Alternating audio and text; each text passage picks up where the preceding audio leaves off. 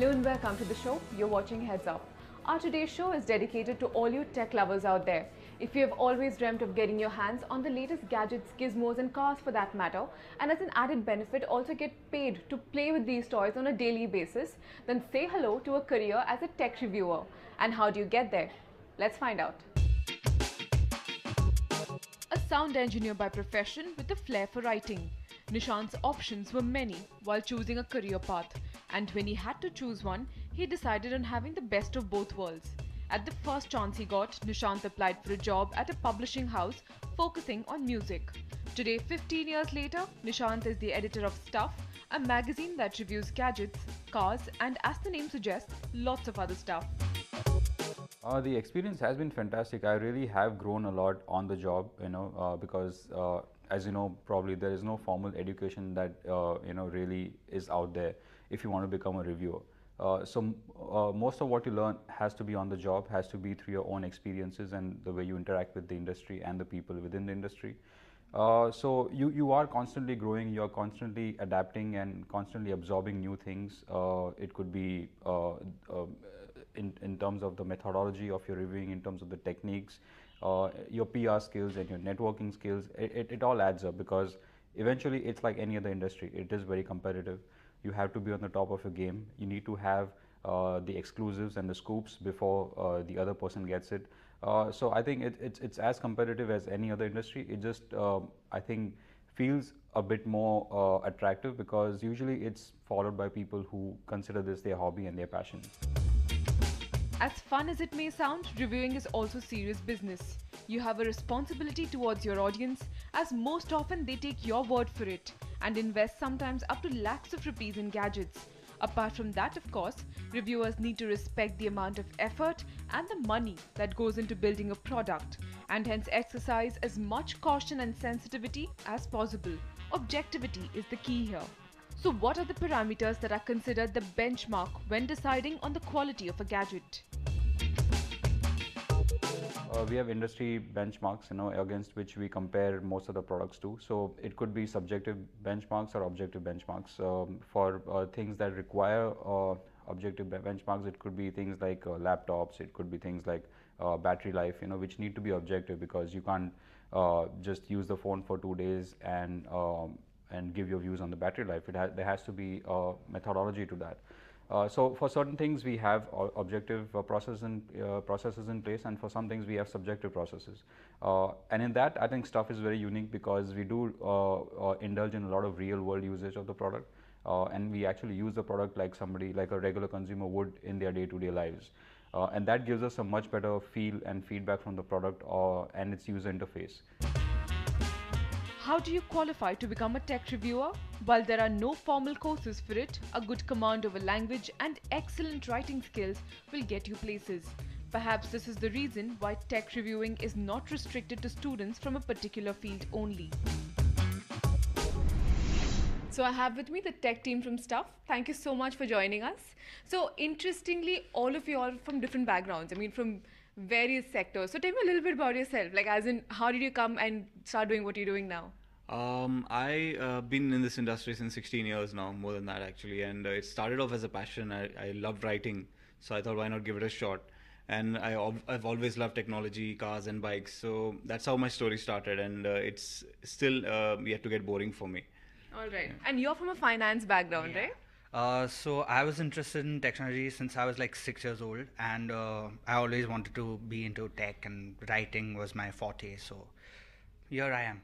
So was your story also something similar? What do you like the most about this job? I like that we do gadgets. We get to take them home, we get to review them, we get to live with them, not just look at them and write about them. But interestingly, we see more men getting into this field than women. Have you ever felt that way? Not really, no, because gadgets are used by everybody. As long as you know what your benefits are, rather than just listing the features, I think it works for anyone. All right. So what's a typical day like for you? It's not really work as such, or at least it doesn't feel like it. We just get in. We're usually, getting up to date with all the latest news and all the latest gadgets. And there's always something lying at our desks, something ultra cool, something most people haven't seen yet. And we're the lucky ones who get to test it out first. So it's always fun. That keeps it going, huh? That keeps you going. All right. So, okay, let's say when you are reviewing a particular product, how do you differentiate? Like, what's good, what's bad? Like I said, you focus on the benefits. You have a phone that's got a camera, it's got everything, music and all. You need to know what the benefits are because otherwise you sound like a text sheet. So, finding out what they are as a user and then projecting that is what helps. All right. So now you have online portals coming into the picture, and you have that the whole timeliness factor comes in. You post as soon as, let's say, there's something is launched, and you got to put news out there. Yeah. So how does that work as a magazine? Let's say if you are working for a magazine, and that, like, how does that work? In fact, it's a benefit if you're a magazine because we get to spend more time than the average other reviewer or whatever, because we can take time with the product, we can publish it slightly later. And we have a web team which consists of 2 people as of now. He's the editor for the web. And we try and put out as many posts and as many things for the web as well. So, but the magazine review is far more, it's more organic and more into it, long term, yeah. All right. More intricate details in it. Yeah. So that's it. And web is like a short story and then a longer review for that as well. So we try and balance both. So catering to the layman is like one of the top priorities. Yeah. All right. So you all review a lot of other things also, automobiles and the like. But let's say, how do you balance it out in a day if you review a gadget as well as an automobile? So how does that work? How do you sort of keep it different and fresh? See, the mantra at stuff at the core of all our reviews is that we make tech fun for everyone. So basically, whether it's in an automobile, whether it's in a phone, whether it's whatever it is, as long as you thoroughly enjoy what the purpose of that device is, whether it's on 2 wheels, whether it's on 4 wheels, or whether it doesn't have wheels at all, that's what we focus on. So so the parameters may be different, but at the core of it, we're still looking for a fun experience from whatever we're reviewing. So what are the challenges, Bit, in this particular field? I mean, it's not always hunky-dory. Right. At least for us, it's been all fun since day one. General consensus is that you have to spend a lot of late nights and long working hours. The working hours are sometimes long, but it's always a lot of fun because you get to play around with so many gadgets and you get to meet so many great people across the world as you travel. You go to press conferences in the US, Europe, wherever possible, and you get to meet these great brand heads and tech evangelists, and it's always a learning experience for us. So gadgets is one aspect of tech review that you could look into. But if cars and bikes are your thing, then you could look into the exciting space of automobile reviewing. Even this has a lot of opportunity and scope out there for you. Ruman was just 9 years old when he laid his eyes on the first issue of Motoring, an auto magazine. From that very instant, his aim was clear. He wanted to be an automobile reviewer. After sharpening his writing skills over the years and following any development in the field of automobiles, Ruman applied for a job at Motoring. Today he's a web editor at Motoring. A very basic concept of this industry, which is that you drive a car or you ride a bike or you travel all over the world, and at the end of the day you get paid for it. That itself is such a fascinating thing that most of us in the team probably wake up every second day telling ourselves just that. It's that itself is just such a great thing. You can't imagine doing that when you're a child, and when you grow up, and we live cars, we breathe cars and motorcycles every single day of our lives, and that is something that I suppose no other job can provide people of our tribe. From getting a chance to drive vehicles that haven't even hit the market yet, to traveling to exotic location multiple times every month, who wouldn't grab an opportunity like this? So what's a typical day like for an automobile journalist?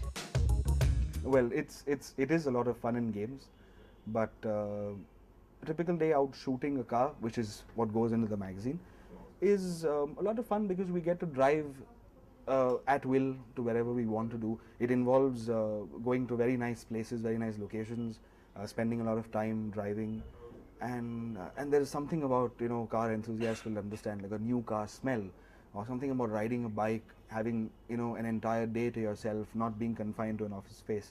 That is fascinating for me. While reviewing may be a primary job, but automotive reviewers are not restricted to just writing. Networking is a key aspect of the job. Be it interacting with engineers, research and development personnel, or even photographers sometimes. Often these very connections help you stay on top of the job. Kind of people we end up meeting, designers, engineers, people from research and development who have had their own experiences, people from the motorsport field, people we've looked up to while we were children, and finally meeting them. I think it's like being like a kid in a candy shop. To get this kind of variety, I think is simply an experience that I think you can't really explain until and unless you're right there in that moment. And I think the high that you get is just simply fantastic. Your options in reviewing isn't just restricted to technology. In fact, with so many startups mushrooming across the country, the demand for startup reviewers is also on the rise. Mrinali gets us more on this after a short break.